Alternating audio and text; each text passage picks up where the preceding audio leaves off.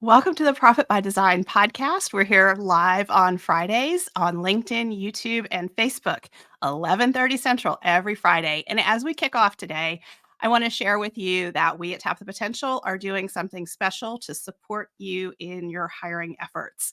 We know that 9 out of 10 entrepreneurs have no system to attract A players to your team.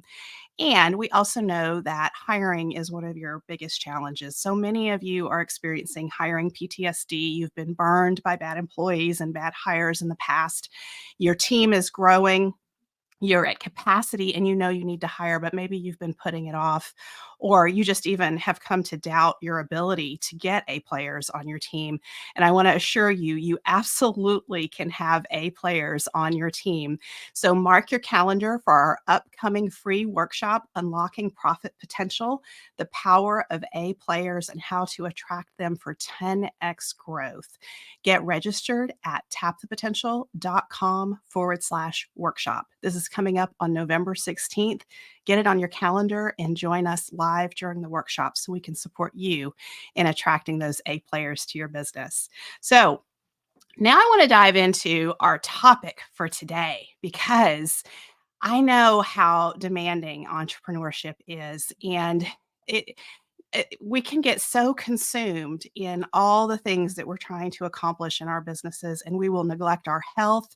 We'll stop eating properly. We won't sleep well, and it's just a downward spiral. And in my research with entrepreneurs, I've discovered that when we ask you about your health and well being, 1 out of 2 of you is telling us that in the last 3 days, you've neglected needs such as sleep, healthy eating, and exercise due to the demands of the business. And we are, as entrepreneurs, we are at increased risk for health issues like obesity, cardiovascular disease because of our work-related stress and an intense lifestyle. So, as a psychologist by training, I know that our physical health ties right into our mental health and effectiveness. But beyond all of that, in my own personal journey, exercise has played a significant role in my ability to manage stress and sleep well during highly stressful times in the business. And as a matter of fact, when I was writing the book, The 4-Week Vacation, and I was studying entrepreneurial burnout, one of the sources I came across suggested just switching the time that we work out from the morning to the end of the day would make a big impact. And I thought, oh, I'd never thought about that. But as I did it and tried it out, it made complete sense because what I realized is that throughout my day, stress was happening and I was having stress responses, but I was just moving from one thing to the next. So I could never fully resolve those stress responses. So when I shifted my workout to the end of the day, I was able to release all that pent up energy and stress response and go home in the evening and be relaxed and present with my family and sleep like a baby at night. It made such a huge difference. And so I know firsthand how important exercise is. And that's why I'm really excited to bring on a special guest today, men over 40 health expert, Chris Wilson. Chris, welcome to the Profit by Design podcast. Oh, it's wonderful to be here. Thank you so much, Dr. Sabrina. Yeah. So I want to share with our audience your background so they understand what all you can bring here into the conversation. So Chris is a lifelong fitness and health advocate with nearly 25 years of experience in the fitness industry. He's worked alongside and learned from leaders in the industry such as Charles Poliquin, mentor and friend Ben Prentice, 3-time world champion, powerlifter Lloyd Weinstein, 4 times Mr. Olympia Jay Cutler, IFBB pros Darren Charles, Ben Pakulski, John Hansen, Big Aaron Reed, and his lifelong friend and owner of Critical Bench, Mike Westerdahl. Chris oversees the Strong by Design podcast show. Yes, you heard that right. His podcast is Strong by Design. And that's actually how we connected. We met at Podcast Movement. He was wearing a big Strong by Design podcast t-shirt. And I looked over at Caitlin on our team and I said, his podcast is Strong by Design. We're Profit by Design. We need to go talk to him. We probably have something in common. And sure enough, we have a lot of common interests here. So the Strong by Design podcast show as well as the Critical Bench YouTube channels have over 1 million subscribers and 4,000 videos. There's tons of resources there. Chris resides in Clearwater, Florida, with his wife of 17 years, Samantha, and his beautiful children, Kellen and Cameron. His passions outside of work: he loves the Lord, college and pro football, coaching youth baseball, dogs and cats, traveling with his family, family game time and movie night, as well as listening to podcasts, audiobooks, and loud music while driving to work. Chris, you and I have that in common too. That's a great way to relieve some stress. Yes, it is. Yeah. So, Chris, how did you come into this field for yourself? What led you here? Yeah. I was the youngest of three boys, and I, like a lot of younger siblings, wanted to be just like my big brothers, and they were wonderful. And I've mentioned this on past podcasts on our show, and when interviewed on other podcasts, and just how fortunate and blessed I was as a little brother, just to have two great big brothers that were identical twins. And so it was like I had superhero brothers, right, that looked the same, and no one could tell them apart, but I always could.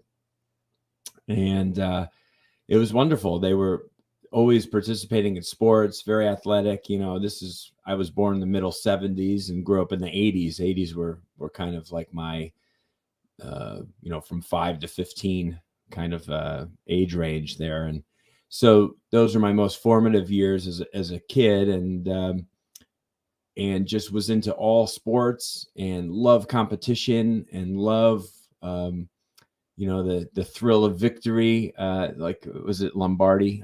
I think said Vince Lombardi, the thrill of victory and the misery of defeat, or whatever. It's kind of like, I'm a very passionate type person, and people immediately know what I'm feeling and thinking. And that goes for work, that goes for coaching youth sports. I mean, I don't hold back.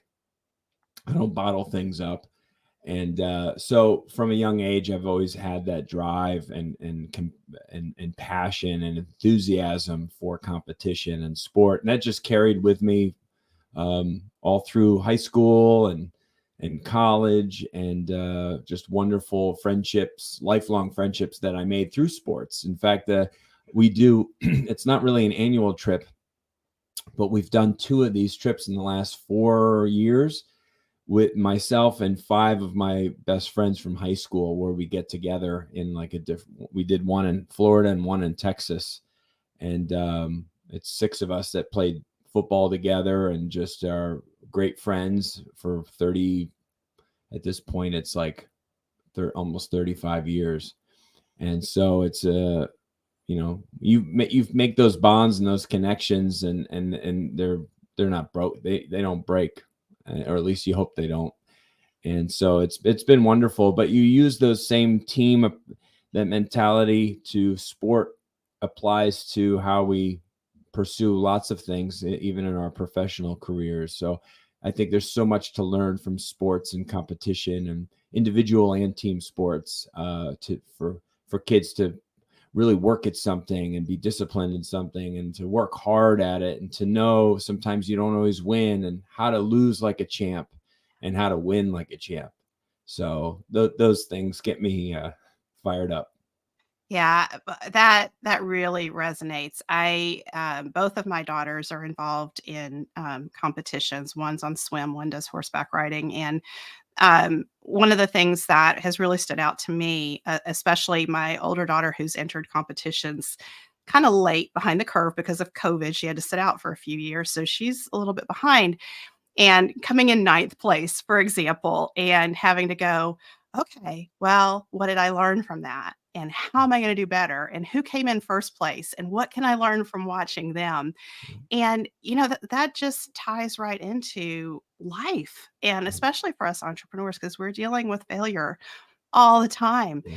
and not getting the results we want. And so do we just give up and say, hey, oh, well, Yeah. or do we say, well, what did I learn? And how am I going to do it better next time? That's right. We have a quote in our break room. Well, if it's kind of becoming less of our break room and more of a new office space for new hires, because we're in the process of growing our team and we're busting at the seams in our office building here. But it's a quote from Winston Churchill, and it says that, you know, success is the ability to go from failure to failure Oh, without loss of enthusiasm. And I mean, just soak that up for a little while, yes. because I mean, if more people could do, you know, I mean, look at the greatest in the history of whatever sport you're thinking of. I mean, they've failed more than they've succeeded, but we Mhm. still, what do we focus on, right? We focus on the victories and the championships, Yeah, but it took a lot of pain and suffering and grind to get to those points. But you know, it's what grows us. The challenges and the struggle is really where all the wisdom comes from. absolutely. And, here on the Profit by Design podcast, we love sharing the real life story of entrepreneurship because there's one failure after another. And in the media, we see successful entrepreneurs and we think they must know something. There's something magical there. But I've heard almost every successful entrepreneur that I've ever interviewed has never been an overnight success. No. There's a string of failures and setbacks and challenges behind all of us and learning from that. As we dive in, let's just talk a little bit about what are you seeing that when we're talking about health and especially men over 40, but this applies to women over 40 too. What are the things that we need to be aware of? Yeah, it's really the basics. A really nasty thing happens, I think, as young adults when we get into our 20s, early, mid, late 20s, let's say. We start sitting a lot more in our lives and not moving as much, just physical movement throughout our day, from rise uh, to well, from the moment you wake to the moment you go to bed. Let's put it that way. We're seated. We're 10, 15 hours probably a day of being in a seated position. Mm. Now there are, of course, jobs out there where you're up on your feet all day, but the body's a pretty amazing machine, and it adapts to things. So it becomes, if it's an everyday thing. I used to have this conversation with my mom when she was in the restaurant business for many, many years, and she was on her feet all day, moving and doing this. And she would say something to the effect of, you know, I don't need to exercise. I exercise all day long. I said, well, it's different, Mom. I said, your body's used to your everyday needs of just kind of moving around, running around with trays and catering to people's needs like that. I said, you need dedicated time to do resistance training or cardiovascular training or a combination of the two that goes beyond what your day-to-day capacity is. The body needs to be pushed, and so it very quickly kind of gets used to whatever is like normal or regular, right? And your body's always looking for getting to like homeostasis. um, and so you have to go beyond what that is. And for a lot of people, like you said, especially men over 40, women are typically a little bit more active, and a little bit more concerned about their health. Men can be more stubborn and be Mhm. like, I'm fine. That's for kids, whatever. But no, I mean, movement and activity, physical activity is for everybody forever. It should never be stopped. And I think when we shut that off from ourselves, or shut that down, prevent ourselves from playing in the gym, so to speak, or playing with our kids, or not making time for, participating in a league of some kind, whether that's a bowling league or tennis or softball co-ed with your wife or anything like that. Um, you are really doing yourself a disservice, because it is an outlet, and we are just better when we're moving, and that's been proven in research. I mean, you talk to all these amazing biohackers and stuff who know the stats and the figures. When you're up and walking and moving, you're just cognitively better, Yeah. and it produces more energy for you, and as opposed to just sitting static or stationary. But when you start to rob yourself of play and competition and fun like that, it's really I don't know. I feel badly for people who don't still have some source of fun or play in their life. And it, even if it's just, once or twice a week for a little bit, it matters. And it's special time that should be made for that, whatever that is. Yeah, I agree. And just psychologically, when we are what you said about your mother and on her feet all day, Mm, but exercise and working out, strength training, resistance training, that's different because you're using different muscles. And when we use different muscles, we're activating different parts of our brain. And so our brain will get very much in a rut. And as entrepreneurs, that's one of the worst things that can happen to us yeah. because we will lose our ability to problem solve effectively. So getting out and playing and doing fun things, moving our bodies in different ways, and challenging ourselves physically in different ways helps us be better thinkers, more creative problem solvers in the workplace. And I'll just to share an example, at our breakthroughs retreats, we do walking masterminds, and we give people a powerful question, and they go off in pairs and they talk and walk, and the ideas start flowing just because movement is happening. We're not sitting. That's right. The other piece that I'm really curious about that kind of was alarming to me is the decline in strength that starts to happen in the 40s and flexibility. So for me, Mhm. one of my shockers was when I was in my 30s, I did a lot of yoga. Then I got busy with kids and whatever, and started going back to yoga class a year or two ago. And I thought I was doing good, but I looked around me and there were women and men who were 20 years older than me who could do poses I couldn't even get into and hold anymore. And I used to be able to do that. And I thought, wow, that's a big change. But all along, I've been doing my 10,000 steps every day and been active. But because I hadn't worked in that particular, doing yoga for that period of time, there was a lot of loss of functioning. And I noticed a loss of strength too. Yep. So, talk to us about what's going on there. Yeah. It's the old concept. It's funny because I podcasted just recently and this same topic came up of the mantra, you don't use it, you lose it.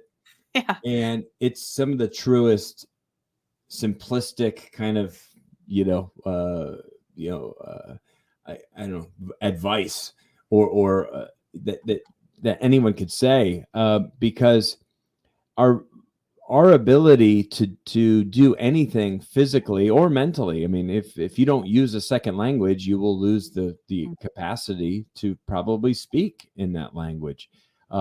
Things get fuzzy, and you don't remember words, and you don't remember how to put a sentence together if you're not, speaking on a regular basis. I mean, I took Spanish in high school. I did a trip.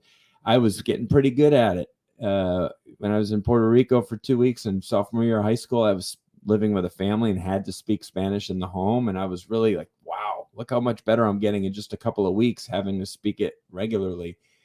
I mean, now I know words, but I can't speak like I did back then because I didn't use it. I didn't utilize that skill set. And our bodies are very much the same way. Your point about the yoga, you can do something pretty well if you're putting in the time and the effort, but once you go away from it, you see decline in that ability.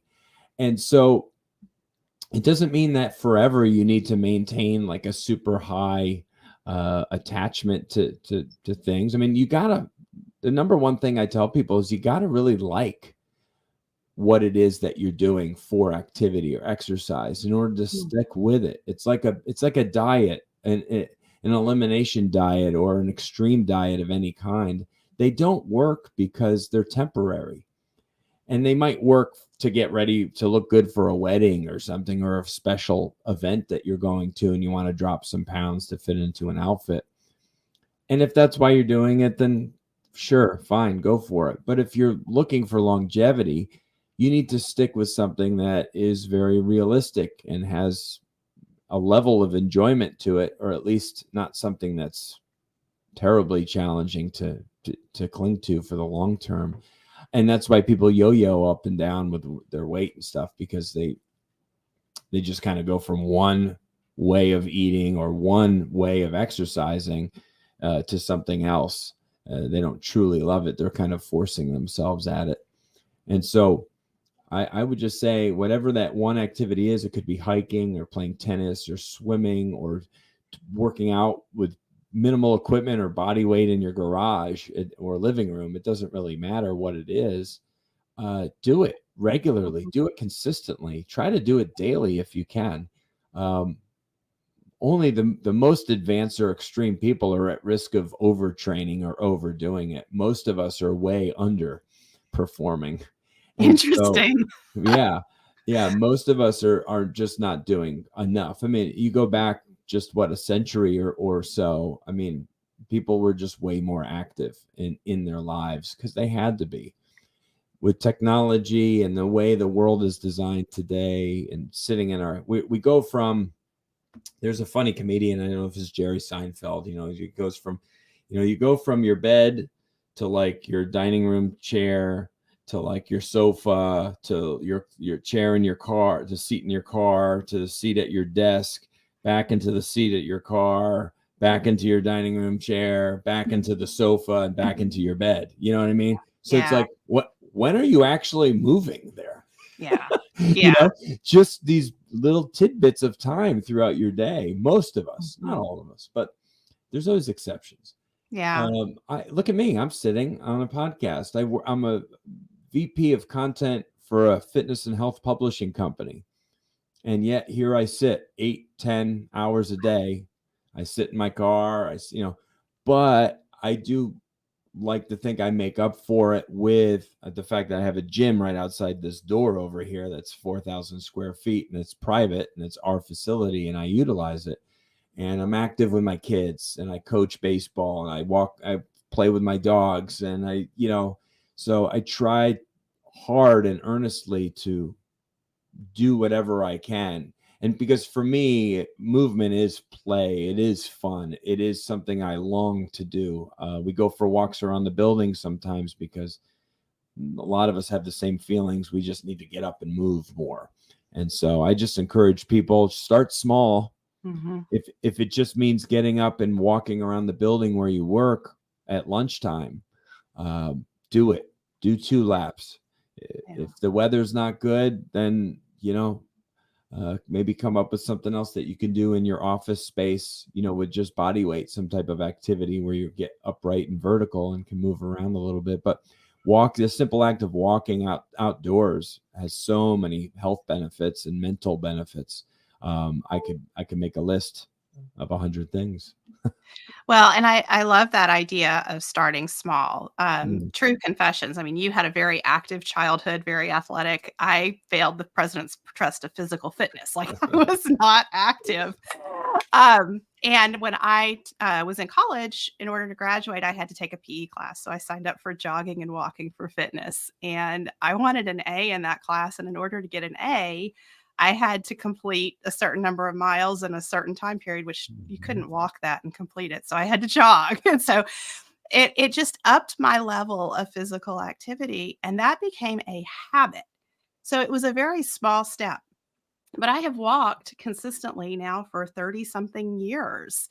And I think in terms of what we're talking about sitting, a few years ago, I decided to get a standing desk. And that was okay, but that was a little boring to just stand. So then I started thinking, well, what about one of those treadmills? So then I got a treadmill. And so now I vary things between a stool, sitting and standing, walking. And our team, I've seen several members of our team getting their standing desks and their treadmills. And because we're on Zoom and on a, sitting at desks all day long. So I'm really proud of our team members who are, thinking about that for themselves too. Mhm. But we at Tap the Potential, we talk a lot in terms of business and dealing with business issues with respect to the small steps forward, taken in a consistent direction, lead to big change over time. So I really love what you're sharing about, hey, just do something. Find something that you like and that you can stick with and just start. And talk to me about gym shame. Like if we haven't been in the gym for a while and we're going back. So for me, it was really intimidating because I don't know how to use any of the equipment. And so I got a personal trainer to teach me how to use the equipment, but it was overwhelming as somebody who'd never been very active in a gym to even walk in and know what to do with the equipment. So Yeah. what are some ways we can deal with that?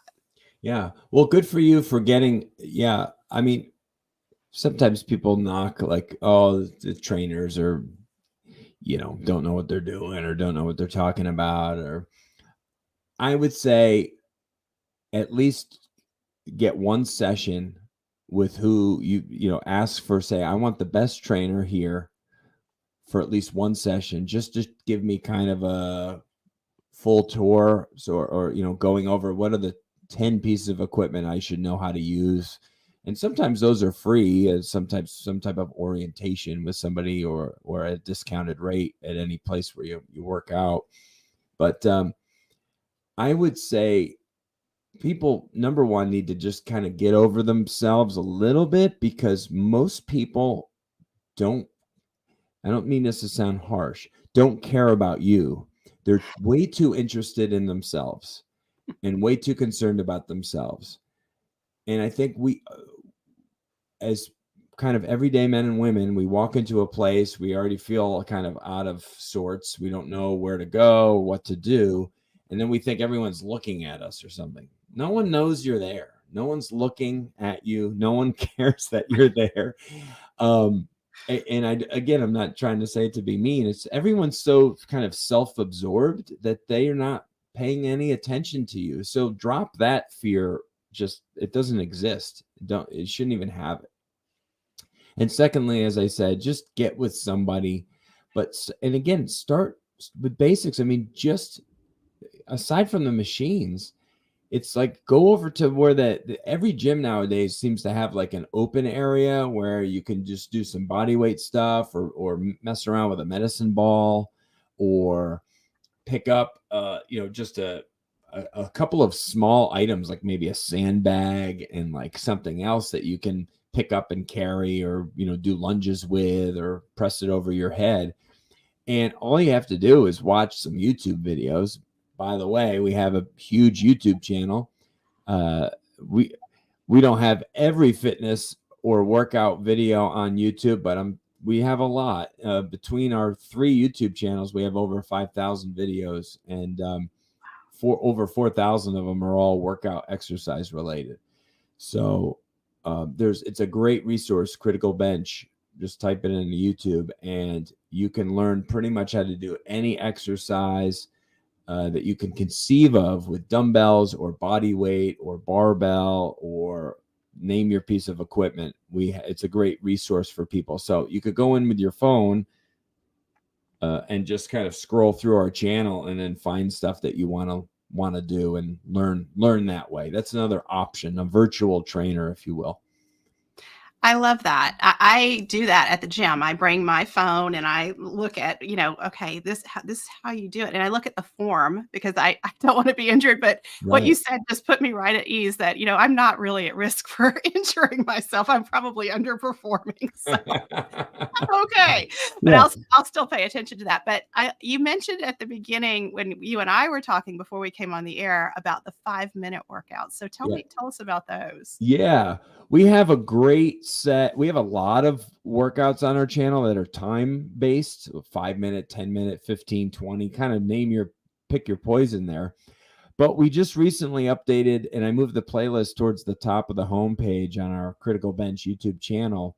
It's a 5-minute workouts, and I'm just going to, what do we name it? Fit in 5.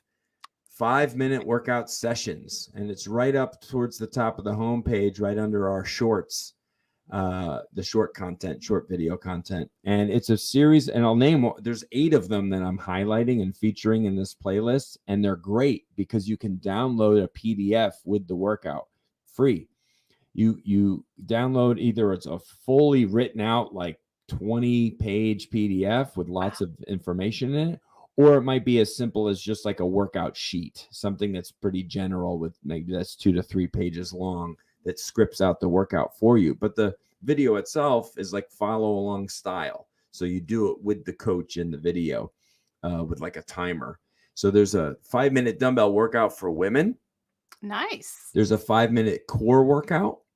There's a 5-minute dumbbell workout for men, a 5-minute glute workout for all those people that want to hit the booty a little bit, a 5-minute fat loss workout, it's all body weight, 5-minute mini band workout, and you can get a free set of mini bands if you click into that video. Oh, cool. Yeah, there's a 5-minute yoga warrior flow with our coach Zach, who's a amazing yoga instructor, and a 5-minute thigh workout. So kind of like whatever your trouble spot is or whatever you're interested in, you could just rotate through these great 5-minute workouts, and they're a great resource. You can come back to them whenever you want. They're really designed for the beginner level person just to kind of get going.